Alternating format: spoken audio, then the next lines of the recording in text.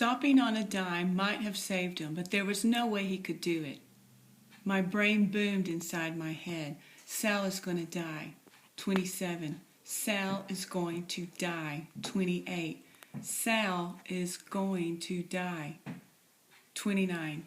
Suddenly the laughing man was in the street, his right leg flying out in a mighty kick. 30. The laughing man's foot hit Sal's body. 31. Sal flew backward and hit the ground hard. 32. The truck hit the laughing man. 33. Marcus sat down on the ground and started crying like there was no tomorrow, really sobbing his head off. 34. I ran over to where Sal was lying very still, with his arm tucked underneath him in a way that was not right. "Sal," I screamed. "Sal!" He looked dead. 25. The truck made a long screechy noise, and then the driver came running out and shoved me away from Sal. 36. Someone, I found out later it was Belle, led me past a heap of something awful in the street, saying, "Don't look, don't look, don't look." She walked me over to the curb and sort of propped me up next to the mailbox on our corner, and then she ran back to where the truck driver was hunched over Sal, doing something to his body. There was a shoe lying upside down at my feet. 37. I found myself staring and staring at the shoe. It was a black shoe with a 2-inch platform nailed to the bottom. It was Richard's shoe. 38. Everything started to spin. I closed my eyes and leaned my head back against the cold metal of the mailbox. When I opened my eyes, I was staring at 4 words scratched into the blue mailbox paint. They were stacked one on top of the other. Book, bag, pocket, shoe. 39. Book, bag, pocket, shoe. I read the words over and over, and then my brain showed me some pictures. I saw the school library book with your first note sticking out of it. I saw the tall paper bag full of bread that hid your second note. I saw your third note pulled out of my coat pocket with last winter's dirty tissues. And then my brain pointed my eyes at the shoe lying upside down at my feet, the shoe that had been stolen from our apartment. I reached down, picked it up, and slowly turned it over. Inside was a small square of stiff paper, just like the first 3. This is the story I need you to tell, this and everything that has led up to it. Please deliver your letter by hand. You know where to find me. My apologies for the terse instructions. The trip is a difficult one. I can carry nothing. A man can only hold so much paper in his mouth. 41. I heard Cy cry out and looked up. The truck driver was on his knees next to Sal, saying, "Thank God, thank God, thank God. It's a miracle." 42. On the other side of the street, I saw Marcus, still hunched over the curb and crying hard. I could see him shaking. Behind him stood the boys from the garage, so still and silent that they looked like a picture of themselves. Sal was not dead. The laughing man saved his life. 44. You saved Sal's life. 45. You were the laughing man. 46. You were the heap of something awful. 47. You are dead.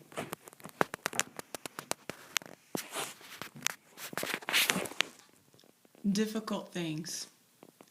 That night, Richard stayed with me while Mom kept Louisa company at the hospital. Sal had a broken arm and 3 broken ribs, and he had to spend the night for observation. Richard ordered a pizza.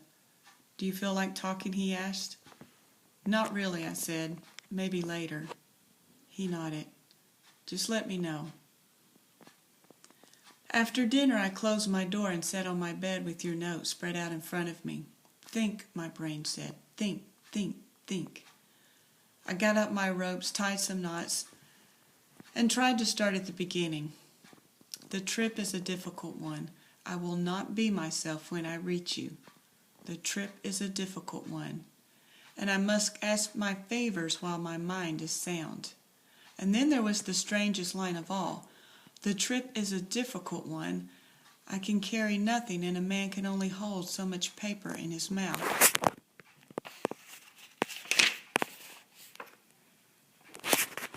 I figured the notes, so small and brittle. Had you carried them in your mouth? The trip is a difficult one. Difficult enough to scramble a person's mind and leave him raving on a street corner. What kind of trip did that to someone? Who would deliberately take a trip like that? My mind began a little chant. And why? Why? To save Sal. That's why you stood on our corner day after day. That's why you were always doing those kicks into the street. You were practicing. It was all to save Sal because somehow you knew. Time travel is possible, Marcus said, in theory. I am coming to save your friend's life and my own. Well, I said out loud to no one, you saved Sal's life, but you failed miserably with goal number 2. Richard knocked on the door and I jumped. Sorry, he said. Didn't mean to scare you. I thought you might want to come out and have some grapes. Richard had brought me grapes.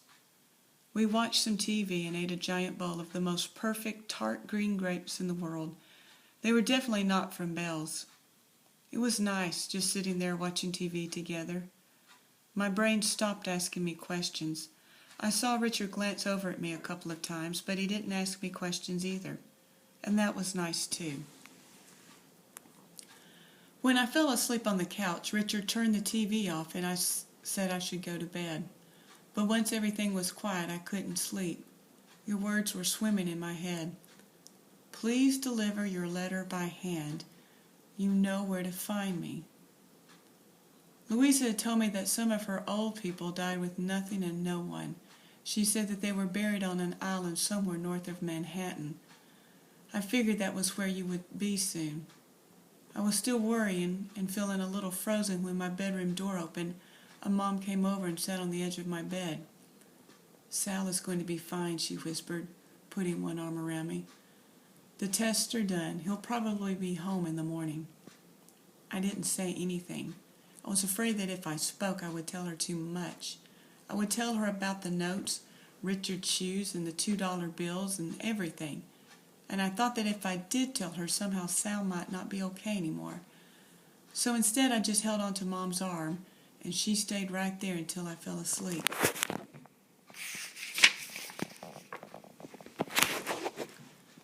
Things that heal. The next night after dinner, Mom and I went to visit Sal and Louisa downstairs. It was strange to be there in a place I knew so well but hadn't been in so long. Like how it might feel to look at my own face in the mirror for the first time in months. Sal was sitting up in bed with one arm in a cast. Mom gave him a careful hug, and then she and Louisa went to talk in the kitchen. Louisa had dragged a table over to the left side of Sal's bed so that he could reach over to it with his good arm, and there was a stack of sports magazines and stuff on it. Wow, I said. Are those Tootsie Pops? Your mom went all out. He smiled, actually looking me in the eyes. Yesterday at the hospital, she brought me McDonald's, he said. McDonald's? Louisa thought that McDonald's was a giant conspiracy against the health of all Americans. Oh my God. I mean, why aren't you dead? But that was a little too close to what had actually happened. He laughed, but I felt myself go red. With his good hand, Sal shook the bag of Tootsie Pops onto the table, found a purple one, and held it out to me. Grape, he said. Oh, you remember. But somehow that was also too close to the truth. I felt my head kind of buzz and was pretty sure I'd gone red again. I remember everything, he said cheerfully. He seemed to be in a great mood. He also seemed to have forgotten that we weren't really friends anymore. You do? I said, unwrapping my Tootsie Pop. So, do you remember why you don't like me anymore? I was surprised to hear myself ask, but once I had, I really wanted to know the answer. I still like you. Of course I still like you. I just needed to, I don't know, take a break for a while. Ha, break. He gestured with his sling. Get it? He giggled. But why? I wasn't the one who hit you. He shook his head. Hit me when? What are you talking about? What do you think I'm talking about? The day Marcus hit you. The day you bled out all over your Yankees jacket. The day you shut me out. Wait, who's Marcus? I suddenly got how totally stupid I'd been, never telling Sal that Marcus was an okay kid. I thought of the day I'd seen Sal drop to the ground and pretend to tie his shoe. He'd probably worried about seeing Marcus on the block every single day. He probably woke up in the mornings thinking about it. And I could have done something to fix it a long time ago. Marcus is the kid who hit you that day on the street. The kid you were running from, yes. Oh, Sal cut me off. He looked at his feet, which were just a bump under the covers. Yeah, that kid freaks me out. He has it in for me. He doesn't have it in for you, I said. He really doesn't. I think he was trying to apologize yesterday. He shrugged. If you say so. He looked at me. But that has nothing to do with you and me, really. But the day Marcus hit you, that was the day you stopped wanting to do stuff together. You stopped, he shook his head. No, it was before that. And very quietly my brain said, remember the times way back in September when Sal didn't show up to walk home together after school?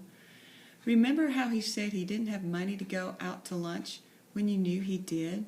Remember the morning you waited for him in the lobby until you were absolutely, positively going to be late, and then you rang his doorbell, and it turned out he had gone to school without you?